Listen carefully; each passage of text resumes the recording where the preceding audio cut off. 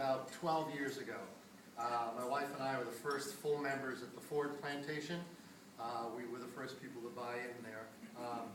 And we loved the city ever since. I'm in the process of moving down here full-time. And as many of you know through my columns, being a community activist and someone who cares about where I live, I find it a spiritual and a particularly personal dedication of myself to get involved locally with what I think is important for community development, and also in bringing the community together.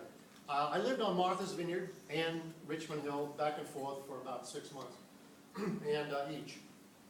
And on Martha's Vineyard, I was spent many years as on the board of appeals for my town, and I represented my town on Martha's Vineyard. We started the Transit Authority. I was a member of the Historical Commission of Martha's Vineyard.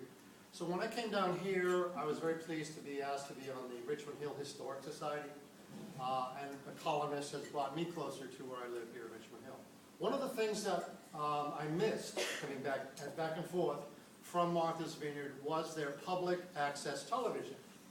Public access television is provided by Comcast to its subscribers and funded by Comcast. And there are 3 designated stations. They're called PEG, P-E-G. Each station has a different letter. P for public, E for educational, and G for government.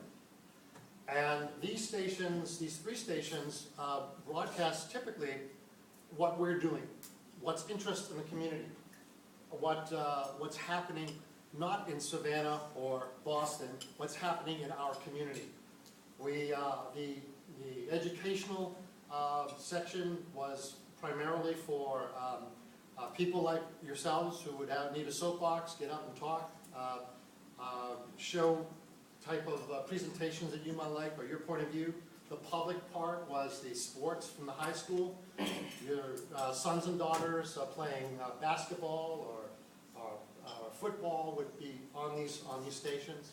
And the government channel, the one designated government channel, was basically C-SPAN for a local community. It was these cameras were in the councils, and they were in city halls, and the selectmen. We don't have mayors and council members. We have selectmen up there.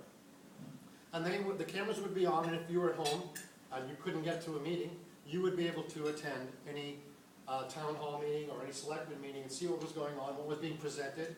If anyone, any group or organization was presenting a point of view or a document, that would also be televised.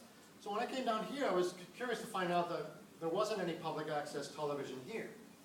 And I looked into it a little bit, and I found out that there's one on Tybee. There's a small scroll section on Savannah television. But there wasn't a designated public access television here. And I want to give you a brief history of public access television. It's different than public television. Public access television means this. In the early days of television, which I was there to witness, remember those little black and white round TV and the little rabbit ears that you'd have to move around all these different places? Well, that was back in the 50s. You know, Howdy Doody and all these guys were, Milton Berle, they all came off of this little black and white tube. And you'd have 3 stations or 3 networks. And how it worked was you'd have a tower in the middle of a city. And if you could see the tower, you could adjust your rabbit ears. But most people don't live in the city. Most people are out in the rural areas. So when optic fibers and telephone lines were laid, we found a way to get television access out into the rural community.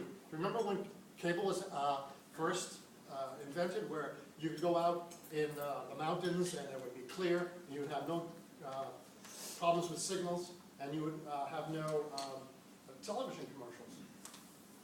Well, the cable companies that laid these lines out obviously had to dig up streets, and they had to hang